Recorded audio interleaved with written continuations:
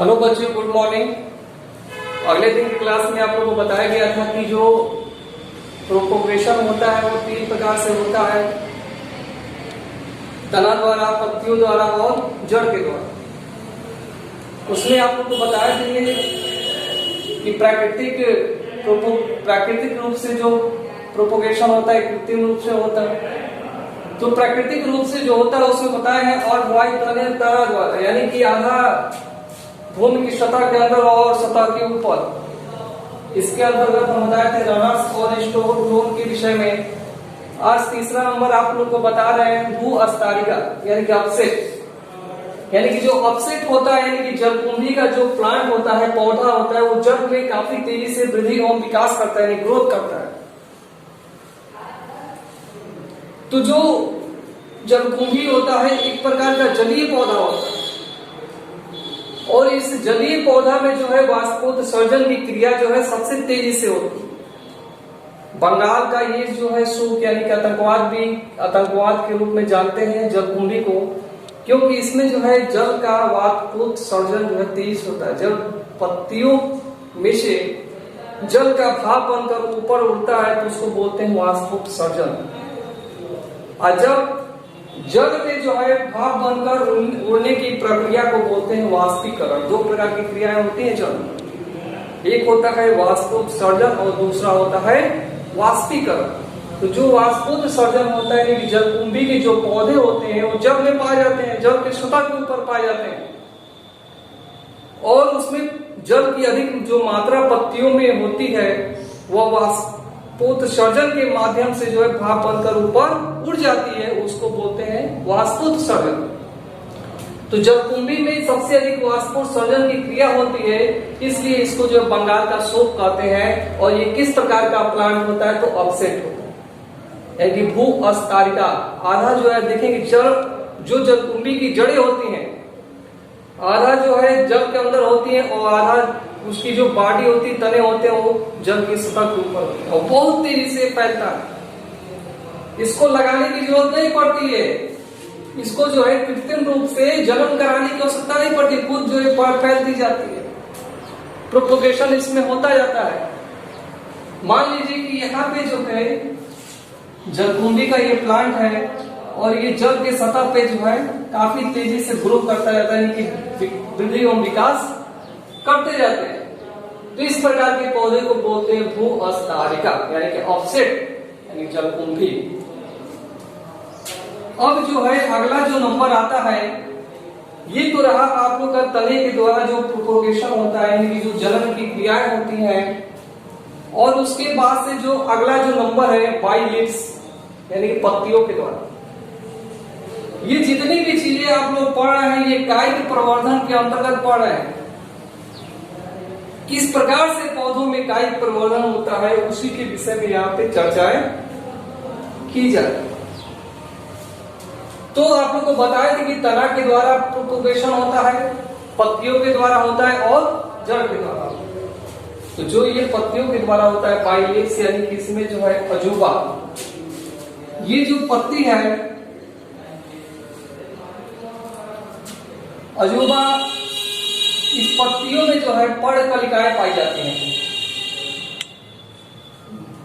ब्रायोफिलियम, यानी कि पत्तियों में पर्णकलिकाएं पाई जाती हैं। और ये पर्णकलिकाएं जो है अनुकूल परिस्थिति आने पर जो है इसके अंतर्गत जलन होने लगता है, यानी कि प्रोपोगेशन होने लगता है। उचित नमी मिले, उचित तापमान मिले और उचित जो है क्लाइमेट जब मिलते हैं तो इसकी पत्तियों के द्वारा एक नए पौधे का क्या होता है?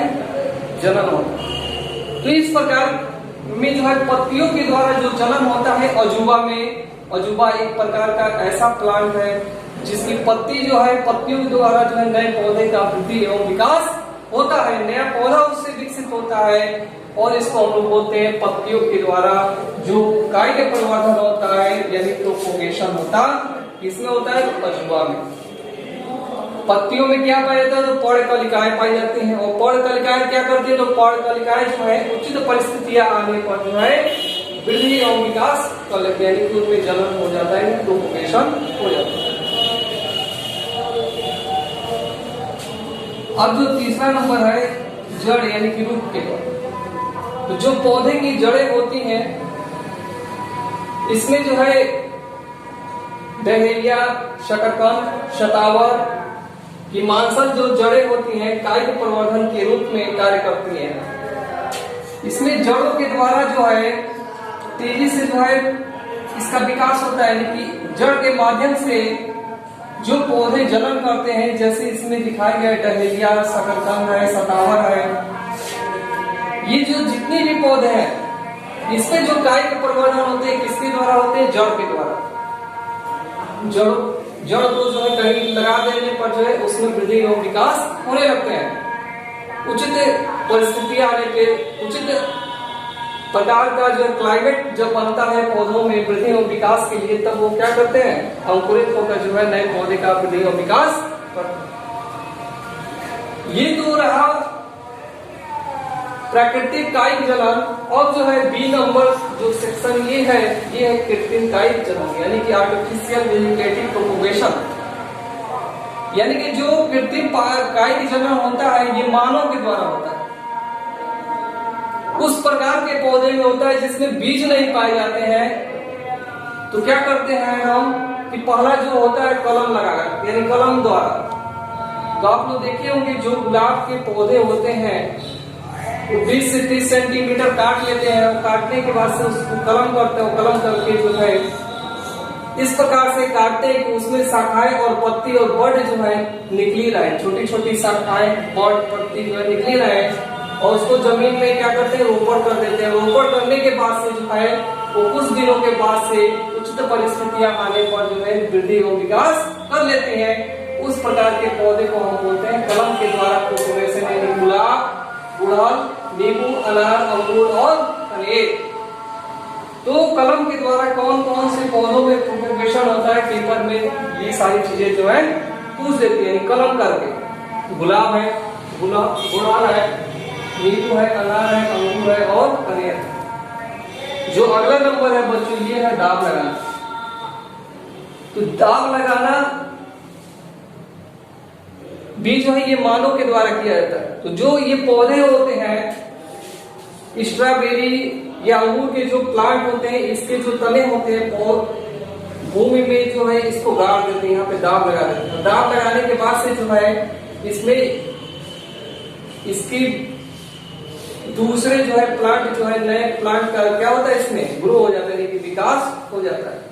यानी इसके तने को भूमि में जैसे हम दबा देते हैं और दबाने के बाद से एक नया पौधे का जो विकास होता है, इसको हम लोग बोलते हैं दाब लगाना। इस प्रकार से कायिक कृत्रिम रूप से जो कायिक जनन हो गया आर्टिफिशियल वेजिटेटिव प्रोपगेशन, यानी कलम द्वारा और दाब लगाना, कलम के द्वारा और दाब लगाना। इस प्रकार से ये चैप्टर जो है आप लोग का यहाँ पे जो है यहाँ तक पढ़ाया गया। इसमें क्या क्या चीजें बता देंगे आप लोग को? तो भू-अस्थायिका यानी कि ऑफसेट पे क्या आता है? जलकुंभी। तो जलकुंभी जल के सतह पे पाया जाने वाला एक प्रकार का प्लांट होता है, जिसमें जो है वाष्पोत्सर्जन की क्रिया जो है तेजी से होती है, इसीलिए इसको बंगाल का जो है आतंकवाद भी कहते हैं। और इसको उसका प्रोपगेशन व्यक्तियों के द्वारा नहीं होता है, स्वयं जो है जल में जो है बहुत तेजी से फैलता है। दूसरा पत्तियों के द्वारा बाइलेट्स, यानी कि अजूबा जो है इसमें पर्णकलिकाएं पाई जाती हैं, और अनुकूल परिस्थिति आने पे जो है वृद्धि और विकास करती है। इसके बाद जड़ के द्वारा जो है डहेलिया है, शकरकंद है, शतावर, इन सभी में मांसल जड़ें पाए जाते हैं, और अनुकूल परिस्थिति आने पर उसका वृद्धि और विकास होता है। जो बी नंबर है कृत्रिम कायिक जनन, यानी कि आर्टिफिशियल वेजिटेटिव प्रोपगेशन, ये मानव के द्वारा होता है। अभी तक आप लोगों ने पढ़ा है स्वयं यानी कि पौधे के द्वारा प्राकृतिक कायिक जनन, ये रहा कृत्रिम कायिक जनन। इसमें जो है कलम लगाना। तो जो गुलाब के प्लांट होते हैं उसमें हम लोग कलम लगा देते हैं, 20 से 30 सेंटीमीटर कलम काटकर जो उसको भूमि में रोपण कर देते हैं, और एक नए पौधे का विकास हो जाता है। और दूसरा जो इसमें है दाब लगाना। तो जैसे जो प्लांट है इसको भूमि में दबा देते हैं, और दबाने के बाद से एक नए पौधे का क्या हो जाता है? वृद्धि और विकास हो जाता है, प्रोपगेशन हो जाता है, जनन हो जाता है। इस प्रकार से ये आप लोग का जो कायिक जनन यानी कृत्रिम रूप से जो कायिक जनन है तो जो कायिक जनन है, इस कायिक जनन आप लोगों को बता दिया गया। कायिक जनन जो है बता दिया गया कि कायिक जनन किसे कहते हैं। प्राकृतिक कायिक जनन होता है और कृत्रिम कायिक जनन होता है। पेपर में पूछे कि कायिक जनन के विषय में बताइए और कायिक जनन की विधियों का जो है विस्तार से वर्णन कीजिए, तो ये सारी चीजों के विषय में आप लोग को वहां पे वर्णन करना पड़ेगा।